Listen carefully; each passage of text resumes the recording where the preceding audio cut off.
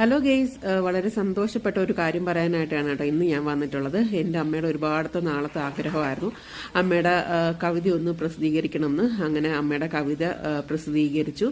അപ്പോൾ അതിൻ്റെ പ്രകാശന ചടങ്ങാണ് കേട്ടോ ഇന്ന് നമ്മൾ ഈ കാണുന്നത്. അമ്മയ്ക്ക് ഒരുപാട് സന്തോഷവും അതുപോലെ അമ്മയ്ക്ക് ഒരുപാട് ഭാവങ്ങളും നേരുന്നു. ഇതിനോടൊപ്പം കൂട്ടുനിന്ന എല്ലാവർക്കും ഞങ്ങളുടെ വക ഒരുപാട് നന്ദി ഈ ഒരു സമയത്ത് ഞാൻ രേഖപ്പെടുത്തുകയാണ്. അപ്പോൾ അതിന് കുറച്ച് വീഡിയോസ് ഞാൻ ഇതിനകത്ത് ആഡ് ചെയ്തിട്ടുണ്ട്. അപ്പോൾ നമുക്കിത് എന്താണ് എന്നുള്ളത് കണ്ടു നോക്കാം.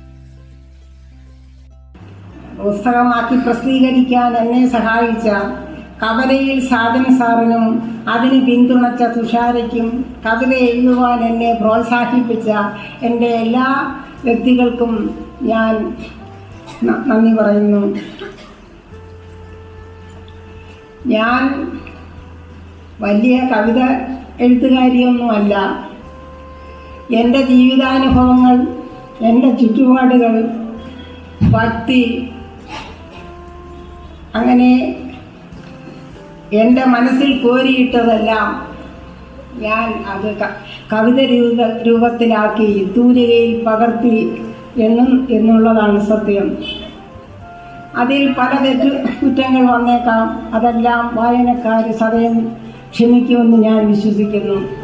കസ്തൂരിമാൻ എന്ന സീരിയൽ കണ്ടുകൊണ്ടിരുന്നപ്പോൾ അതിൽ ഒരു കുട്ടി അച്ഛനെപ്പറ്റി കവിത എഴുതുന്ന രംഗം കാണാൻ എനിക്ക് ഇടയായി. അത് എൻ്റെ മനസ്സിനെ വല്ലാതെ സ്പർശിച്ചു. എന്തുകൊണ്ട് എനിക്ക് ഇനിയും കവിത എഴുതിക്കൂടാ എന്നെനിക്ക് തോന്നി. ആ തോന്നലുകളിൽ നിന്നാവാം എനിക്ക് വീണ്ടും കവിത എഴുതണമെന്ന് തോന്നി ഞാൻ കവിത എഴുതി തുടങ്ങി.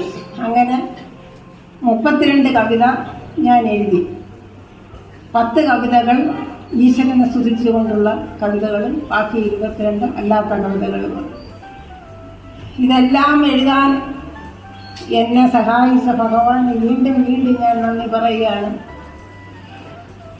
എല്ലാ റെസിഡൻസ് അസോസിയേഷൻ ഭാരവാഹികൾക്കും കുട്ടികൾക്കും എല്ലാവർക്കും ഞാൻ വീണ്ടും നന്ദി പറയുന്നു.